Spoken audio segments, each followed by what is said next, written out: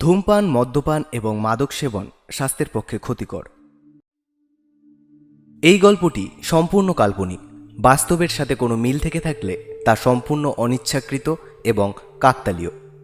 আমাদের গল্পগুলিতে অনেক সময় ভূত, প্রেত, তন্ত্রমন্ত্র, কালো জাদু প্রভৃতি নিয়ে আলোচনা করা হয়ে থাকে। লেখক সেগুলি ব্যবহার করেন শুধুমাত্র গল্পটিকে রোমাঞ্চকর বানানোর জন্য। আমরা কখনোই কোনো প্রকার কুসংস্কার বা অলৌকিক ঘটনার প্রচার করি না। আমরা আশা রাখব আপনারাও সম্পূর্ণ খোলা মনে কুসংস্কার মুক্ত হয়ে শুধুমাত্র গল্প শোনার আনন্দেই আমাদের গল্পগুলি উপভোগ করবেন। আপনারা শুনছেন হরেবেল উইকেন্ডের হরর সিরিজ।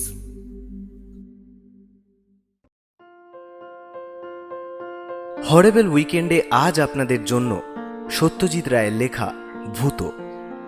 সত্যজিৎ রায়, জন্ম 1921 সালের 2রা মে, প্রয়াণ 1992 সালের 23শে এপ্রিল।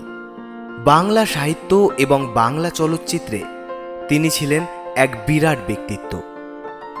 আজকের গল্প ভূত প্রথম প্রকাশিত হয় সন্দেশ পত্রিকায় আষাঢ় 1388-তে, অর্থাৎ 1981 সালে। গল্প পাঠে এবং গল্পের সূত্রধার আমি অতনু। শুরু হচ্ছে ভূত।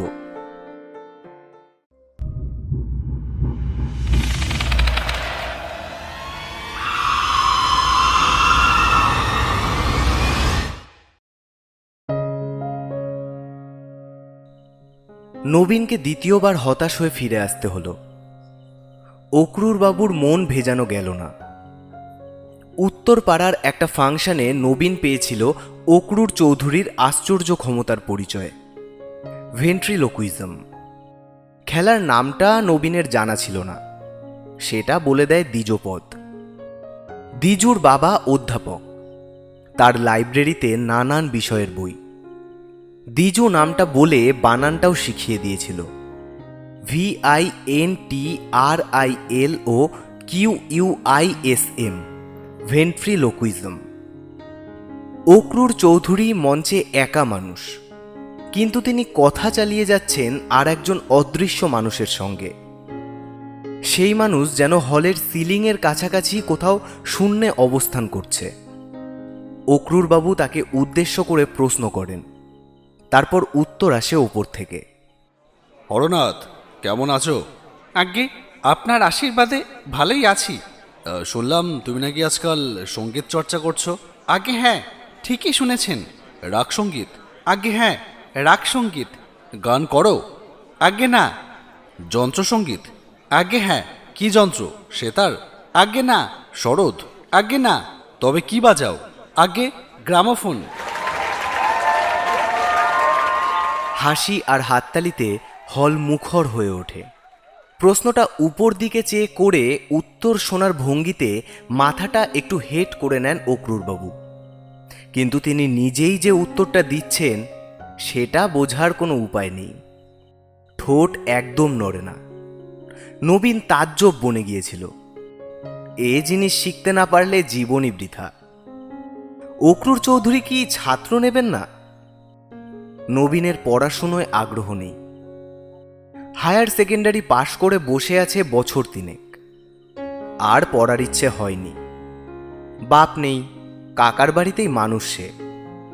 কাকার একটা প্লাইউডের কারখানা আছে, তার ইচ্ছে নবীনকে সেখানেই ঢুকিয়ে দেন। কিন্তু নবীনের শখ হলো ম্যাজিকের দিকে।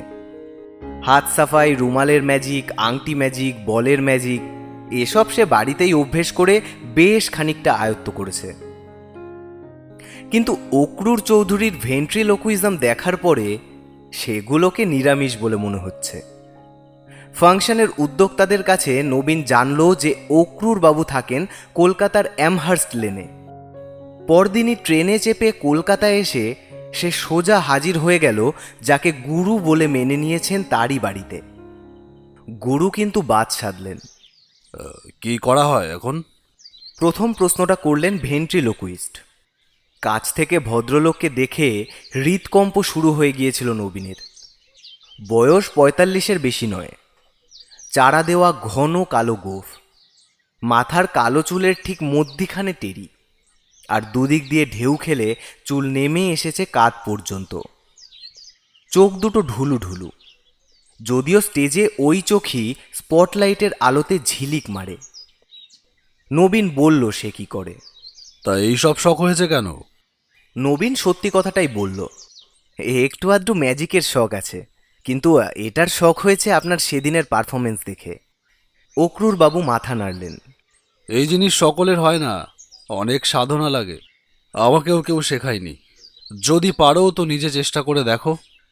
নবীন সেদিনের মতো উঠে পড়ল, কিন্তু 7 দিন বাদেই আবার অ্যামহার্স্ট লেনে হাজির হলো। ইতিমধ্যে সে খালি ভেন্ট্রিলোকুইজমের স্বপ্ন দেখেছে। এবার দরকার হলে সে অক্রুর বাবুর হাতে পায়ে ধরবে। কিন্তু এবার হলো আরও বিপর্যয়। এবার অক্রুর বাবু তাকে একরকম বাড়ি থেকে বাড়ি করে দিলেন। বললেন, আমি যে শেখাবো না সেটা তোমার প্রথমেই বোঝা উচিত ছিল। সেটা বোঝনি মানে তোমার ঘটে বুদ্ধি নেই। বুদ্ধি না থাকলে কোনো রকম ম্যাজিক চলে না। এ ম্যাজিক তো নয়। প্রথমবারে নবীন মুষড়ে পড়েছিল, এবারে তার মাথা গরম হয়ে গেল। চুলোয় যাক অক্রুর চৌধুরী, সে যদি না শেখায় তবে নবীন নিজেই শিখবে, কুছ পরোয়া নেই। নবীনের মধ্যে যে এতটা ধৈর্য আর অধ্যাবসায় ছিল সেটা সে নিজেই জানত না। কলেজ স্ট্রিটে একটা বইয়ের দোকান থেকে ভেন্ট্রিলোকুইজম সম্বন্ধে একটা বই কিনে নিয়ে সে শুরু করে দিল তার সাধনা। মোটামুটি নিয়মটা সহজ।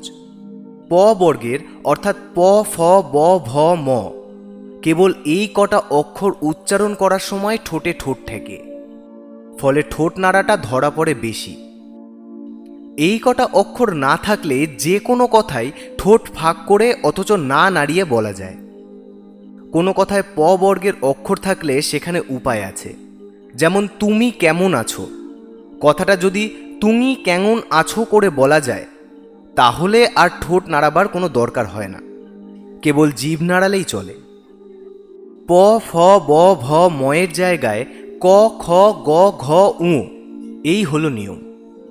কথোপকথন যদি এই রকম হয়, তুমি কেমন আছো, ভালো আছি, আজ বেশ ঠান্ডা পড়েছে তাই না, তা পড়েছে দিব্যি ঠান্ডা, তাহলে সেটা বলতে হবে এইভাবে, তুমি কেমন আছো, ভালো আছি, আজ ঠান্ডা পড়েছে তাই না, তা করেছে দিগ্গি ঠান্ডা।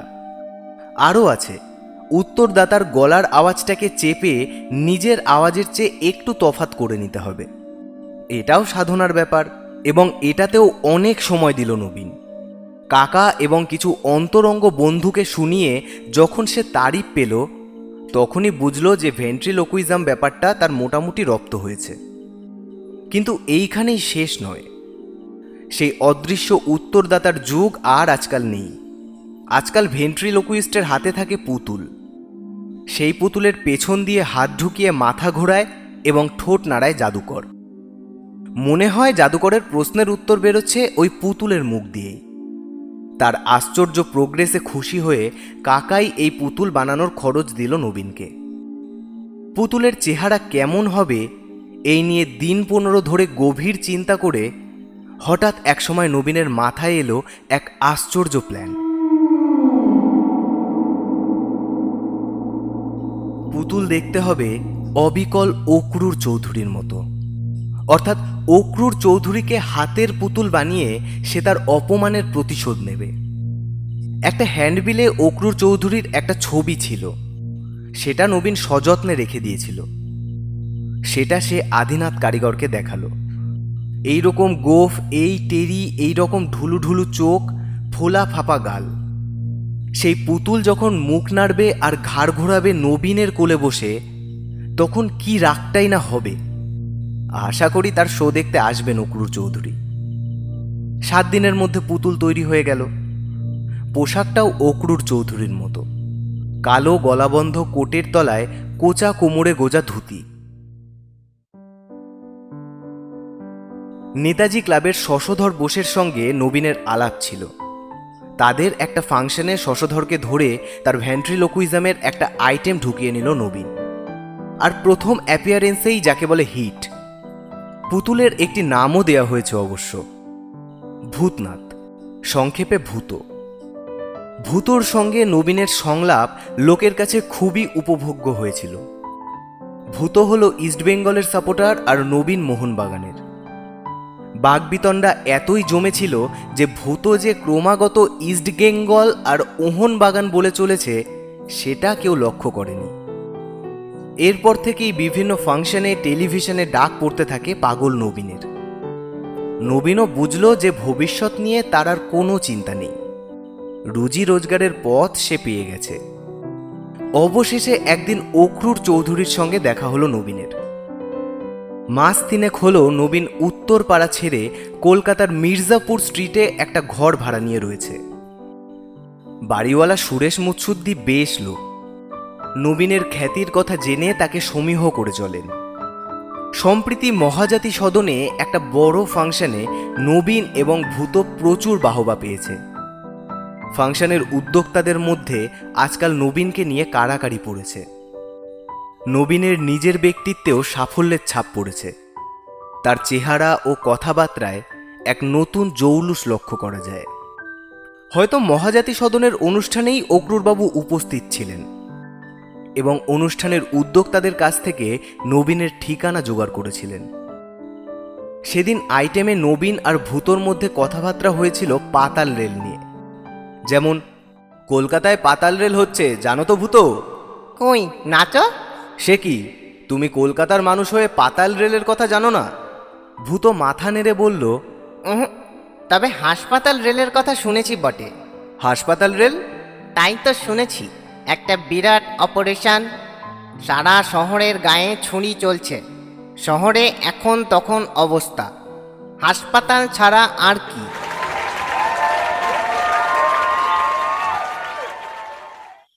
আজ নবীন তার ঘরে বসে নতুন সংলাপ লিখছিল লোডশেডিংকে কেন্দ্র করে।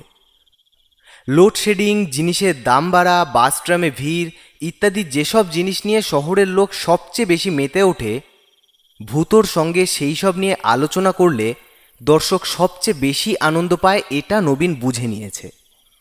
আজকের নকশাটাও বেশ জমে উঠেছিল। এমন সময় দরজায় টোকা পড়ল। নবীন দরজা খুলে বেশ খানিকটা হকচকিয়ে দেখল অক্রুর বাবু দাঁড়িয়ে আছেন। আসতে পারি? নিশ্চয়ই। নবীন ভদ্রলোককে ঘরে এনে নিজের চেয়ারটা তার দিকে এগিয়ে দিল। অক্রুরবাবু তৎক্ষণাৎ বসলেন না, তার দৃষ্টি ভূতর দিকে। সে অনড়ভাবে বসে আছে নবীনের টেবিলের এক কোণে।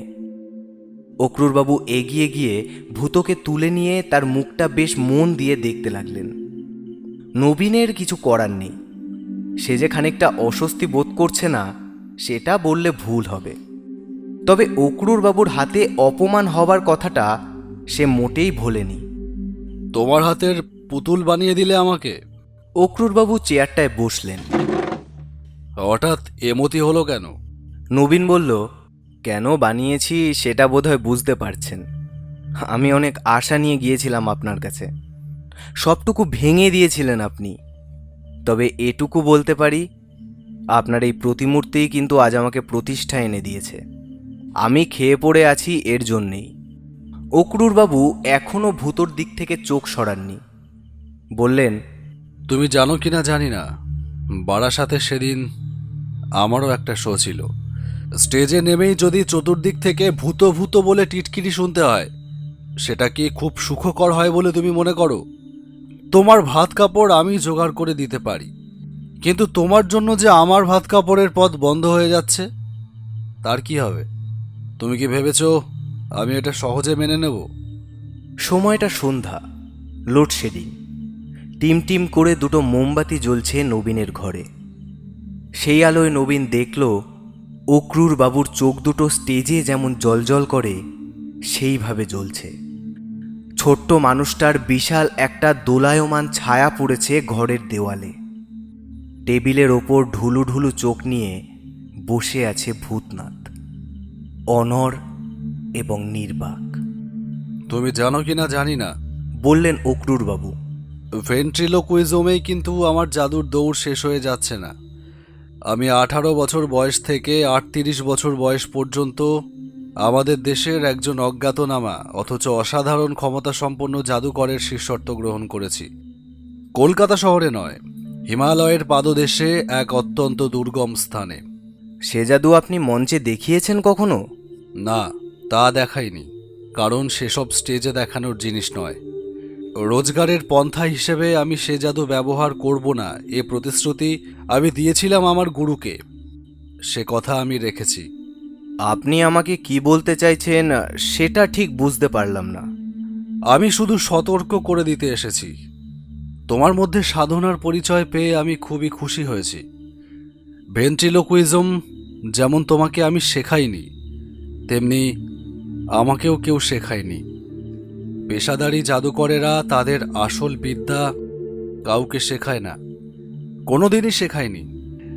ম্যাজিকের রাস্তা জাদুকরদের নিজেদেরই করে নিতে হয়, যেমন তুমি করে নিয়েছো। কিন্তু তোমার পুতুলের আকৃতি নির্বাচনে তুমি যে ধৃষ্টতা দেখিয়েছো, সেটা আমি বরদাস্ত করতে পারছি না। শুধু এইটুকুই বলতে এসেছি তোমাকে। অক্রুরবাবু চেয়ার ছেড়ে উঠে পড়লেন। তারপর ভূতনাথের দিকে চেয়ে বললেন, আমার চুল আর গোপ এতদিন কাঁচা ছিল, এই সবে পাকতে শুরু করেছে। তুমি দেখছি সেটা অনুমান করে আগে থেকেই কিছু পাকা চুল লাগিয়ে রেখেছো। যাক, আমি আসি তাহলে। অক্রুরবাবু চলে গেলেন। নবীন দরজাটা বন্ধ করে দিয়ে ভূতনাথের সামনে এসে দাঁড়ালো। পাকা চুল, ঠিকই, দু একটা পাকা চুল ভূতনাথের মাথায় এবং গোফে রয়েছে বটে। এটা নবীন এতদিন লক্ষ্য করেনি। সেটাও আশ্চর্য, কারণ ভূতকে কোলে নিলে সে নবীনের খুব কাছেই এসে পড়ে, আর সব সময় তার দিকে তাকিয়েই কথাবার্তা চলে। সাদা চুলগুলো আগেই চোখে পড়া উচিত ছিল। যাই হোক, নবীন আর এই নিয়ে ভাববে না। দেখার ভুল সব মানুষেরই হয়। মুখ চোখের দিকেই বেশি দৃষ্টি দিয়েছে নবীন, চুলটা তেমন ভালো করে দেখেনি। কিন্তু তাও মন থেকে খটকা গেল না। ভূতকে বইবার জন্য নবীন একটা চামড়ার কেস করে নিয়েছিল। সেই কেসে ভরে সে পরদিন হাজির হলো চিতপুরে আদিনাথ পালের কাছে। তার সামনে কেস থেকে ভূতকে বার করে মেঝেতে রেখে নবীন বলল, দেখুন তো, এই পুতুলের মাথায় আর গোপে যে সাদা চুল রয়েছে, সে কি আপনারই দেওয়া? আদিনাথ পাল ভারী অবাক হয়ে বলল, এ আবার কি বলছেন স্যার? পাকা চুলের কথা তো আপনি বলেননি। বললে কাঁচা পাকা মিশিয়ে করে দিতে তো খুব একটা অসুবিধে ছিল না। দুরকম চুলই তো আছে আমার স্টকে, যে যেমনটি চায়। ভুল করে দু একটা সাদা চুল মিশে যেতে পারে নাকি? ভুল তো মানুষের হয় বটেই, তবে তেমন হলে আপনি পুতুল নেবার সময় বলতেন নাকি? আমার কি মনে হয় জানেন স্যার, অন্য কেউ এসে এ চুল লাগিয়ে দিয়েছে, আপনি টের পাননি। তাই হবে নিশ্চয়ই। নবীনের অজান্তেই ঘটনাটা ঘটেছে।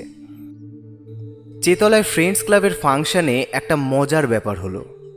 ভূতর জনপ্রিয়তার এইটাই প্রমাণ যে ফাংশনের উদ্যোক্তারা তার আইটেম রেখেছিলেন সবার শেষে। লোডশেডিং নিয়ে রসালো কথোপকথন চলছে ভূত আর নবীনের।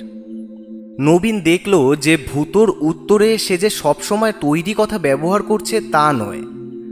তার কথায় অনেক সময় এমন সব ইংরেজি শব্দ ঢুকে পড়ছে যেগুলো নবীন কখনো ব্যবহার করে না, বড়জোর তার মানেটা জানে। নবীনের পক্ষে এ একেবারে নতুন অভিজ্ঞতা। অবশ্যই তার জন্য শোয়ের কোনো ক্ষতি হয়নি, কারণ কথাগুলো খুব লাকসইভাবেই ব্যবহার হচ্ছিল, আর লোকেও তারিফ করছিল খুবই। ভাগ্যে তারা জানে না নবীনের বিদ্যে হায়ার সেকেন্ডারি পর্যন্ত। কিন্তু এই ইংরেজি কথার অপ্রত্যাশিত ব্যবহারটা নবীনের খুব ভালো লাগেনি। তার সবসময় মনে হচ্ছিল অন্য একজন কেউ যেন অলক্ষ্যে তার উপর কর্তৃত্ব করছে। শোয়ের পর বাড়ি ফিরে এসে ঘরে ঢুকে দরজা বন্ধ করে দিয়ে নবীন টেবিল ল্যাম্পটা জ্বালিয়ে ভূতকে রাখল বাতির সামনে। কপালের তিলটা কি ছিল আগে? না, এখন রয়েছে। সেদিন তার ঘরে বসেই নবীন প্রথম লক্ষ্য করেছে অক্রুর বাবুর কপালের তিলটা। খুবই ছোট্ট তিল, প্রায় চোখে পড়ার মতো নয়। ভূতর কপালেও এখন দেখা যাচ্ছে তিলটা, আর সেই সঙ্গে আরও কিছু, আরও খানদশেক পাকা চুল, আর চোখের তলায় কালি। এই কালি আগে ছিল না। নবীন চেয়ার ছেড়ে উঠে পায়চারি শুরু করে দিল। তার ভারী অস্থির লাগছে। ম্যাজিকের পূজারি সে, কিন্তু এই ম্যাজিক বড়ই অস্বস্তিকর। যে ম্যাজিককে সে বিশ্বাস করে তার সবটাই মানুষের কারসাজি। যেটা অলৌকিক সেটা নবীনের কাছে ম্যাজিক নয়, সেটা অন্য কিছু, সেটা অশুভ। ভূতর এই পরিবর্তনের মধ্যে সেই অশুভের ইঙ্গিত রয়েছে। অথচ একদৃষ্টে চেয়ে থেকেও ভূতকে পুতুল ছাড়া আর কিছুই মনে হয় না। চোখে সেই ঢুলু ঢুলু চাউনি, ঠোঁটের কোণে অল্প হাসি, আর খেলার সময় তার নিজের হাতের কারসাজি ছাড়া যে কোনো পুতুলের মতোই অসার, নির্জীব। অথচ তার চেহারায় অল্প অল্প পরিবর্তন ঘটে চলেছে।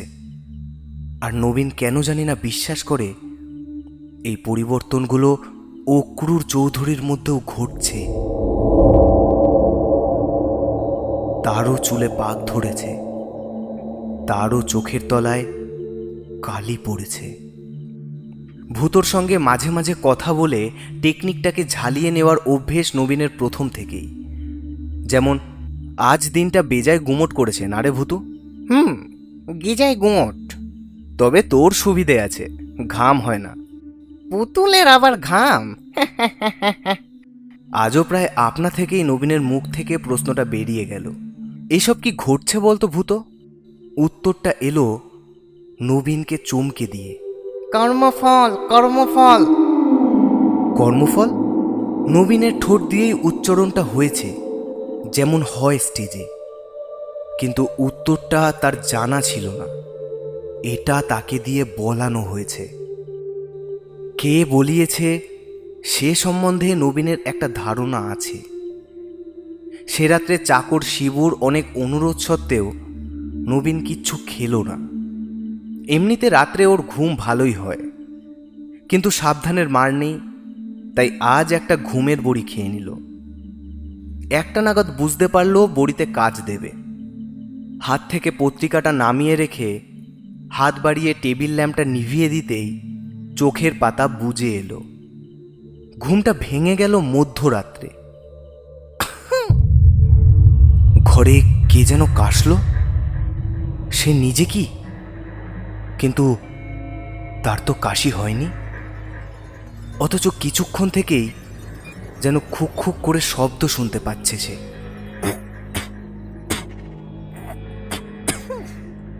ল্যাম্পটা জ্বালল নবীন। ভূতনাথ বসে আছে সেই জায়গাতেই, অনড়। তবে তার দেহটা যেন একটু সামনের দিকে ঝোঁকা, আর ডান হাতটা ভাঁজ হয়ে বুকের কাছে চলে এসেছে। নবীন ঘড়িতে দেখল 3:30।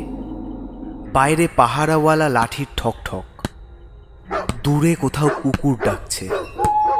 একটা পেঁচা কর্কশ স্বরে ডাকতে ডাকতে উড়ে গেল তার বাড়ির ওপর দিয়ে। পাশের বাড়িতে কারুর কাশি হয়েছে নিশ্চয়ই, আর জালনা দিয়ে হাওয়া এসে ভূতর শরীরটাকে সামনে ঝুঁকিয়ে দিয়েছে। বিংশ শতাব্দীতে কলকাতা শহরের জনবহুল মির্জাপুর স্ট্রিটে তার এহেন অহেতুক ভয় অত্যন্ত বিসদৃশ। নবীন ল্যাম্পটা নিভিয়ে দিল এবং আবার অল্পক্ষণের মধ্যেই ঘুমিয়ে পড়ল। পরদিন ফিনলে রিক্রিয়েশন ক্লাবের বাৎসরিক ফাংশনে নবীন প্রথম ব্যর্থতার আস্বাদ পেল। প্রকাণ্ড হলে প্রকাণ্ড অনুষ্ঠান। যথারীতি তার আইটেম হলো শেষ আইটেম। আধুনিক গান, আবৃত্তি, রবীন্দ্রসঙ্গীত, কত্থক নাচ ও তারপর নবীন মুন্সির ভেন্ট্রিলোকুইজম। সকালে বাড়ি থেকে বেরোবার আগে নিজের গলার যত্ন নেওয়ার জন্য যা করার সবই করেছে নবীন। গলাটাকে পরিষ্কার রাখা খুবই দরকার, কারণ সূক্ষ্মতম কন্ট্রোল না থাকলে ভেন্ট্রিলোকুইজম হয় না। স্টেজে ঢোকার আগে পর্যন্ত সে দেখেছে তার গলা ঠিক আছে। এমনকি ভূতকে প্রথম প্রশ্ন করার সময়ও সে দেখেছে গলা দিয়ে পরিষ্কার স্বর বেরোচ্ছে। কিন্তু সর্বনাশ হল ভূতর উত্তরে। এ উত্তর দর্শকের কানে পৌঁছাবে না, কারণ সর্দি কাশিতে বসে গেছে সে গলা, আর এটা শুধু ভূতর গলা। নিজের গলা সাফ এবং স্পষ্ট। লাউডার প্লিজ বলে আওয়াজটা দিল পেছনের দর্শক। সামনের দর্শক অপেক্ষাকৃত ভদ্র, তাই তারা আওয়াজ দিলেন না। কিন্তু নবীন জানে যে তারা ভূতর একটা কথাও বুঝতে পারছেন না।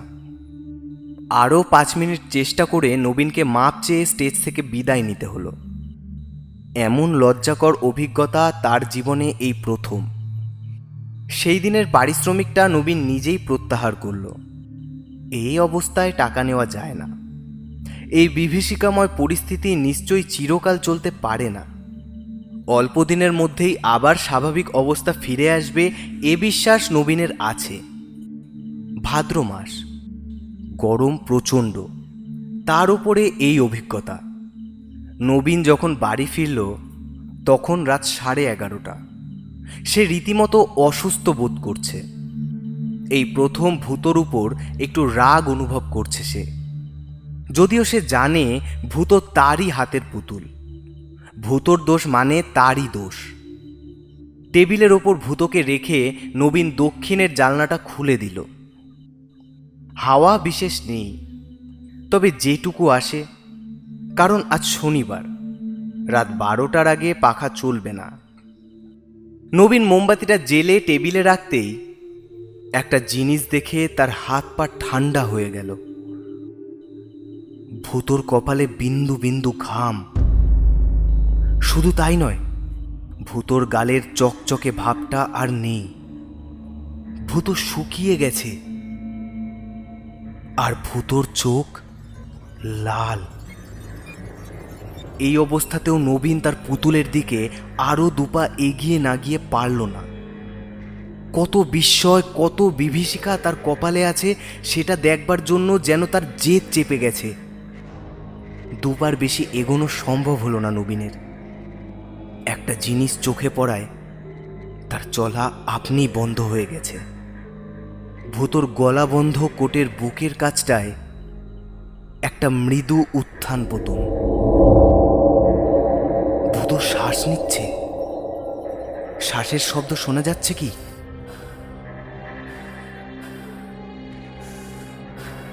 হ্যাঁ, যাচ্ছে বই কি। ট্রাফিকবিহীন নিস্তব্ধ রাতে নবীনের ঘরে এখন একটির বদলে 2টি মানুষের শ্বাসের শব্দ। হয়তো চরম আতঙ্ক আর প্রচণ্ড বিস্ময় থেকেই নবীনের গলা দিয়ে একটা অস্ফুট শব্দ বেরিয়ে পড়ল, ভূত। আর সেই সঙ্গে এক অশরীরী চিৎকার নবীনকে ছিটকে পিছিয়ে দিল তার তক্তপোষের দিকে। ভূত নয়, আমি অক্রুর চৌধুরী।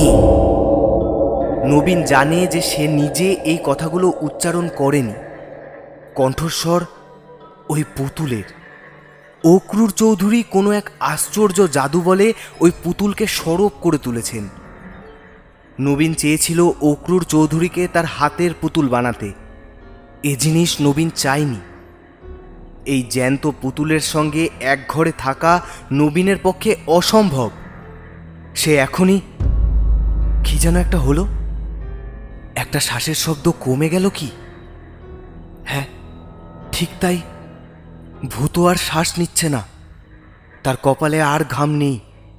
তার চোখের লাল ভাবটা আর নেই। চোখের তলায় আর কালি নেই।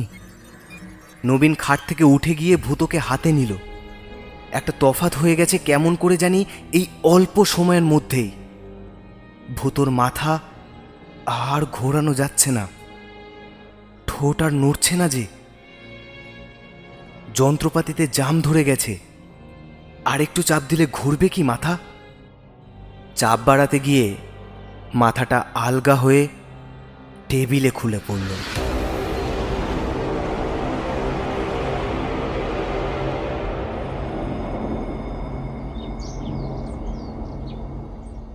পরদিন সকালে সিঁড়িতে নবীনের সঙ্গে দেখা হলো বাড়িওয়ালা সুরেশ মুৎসুদ্দির সঙ্গে। ভদ্রলোক অভিযোগের সুরে বললেন, কই মশাই, আপনি তো আপনার পুতুলের খেলা দেখালেন না একদিনও আমাকে। সেই যে ভেন্টি কলোজিয়াম নাকি? পুতুল নয়, বলল নবীন। এবার অন্য ম্যাজিক ধরব। আপনার যখন শখ হয়েছে তখন নিশ্চয়ই দেখাবো। কিন্তু হঠাৎ এই প্রসঙ্গ কেন? আপনার এক জাত ভাই যে মারা গেছে দেখলুম কাগজে, অক্রুর চৌধুরী। তাই বুঝি? নবীন এখনো কাগজ দেখেনি। কিসে গেলেন হৃদরোগ। বললেন সুরেশবাবু।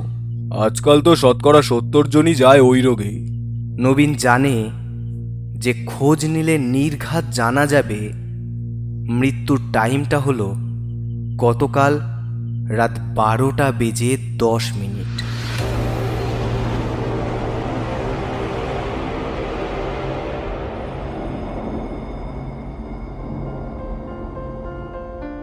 শুনছিলেন সত্যজিৎ রায়ের লেখা ভূত।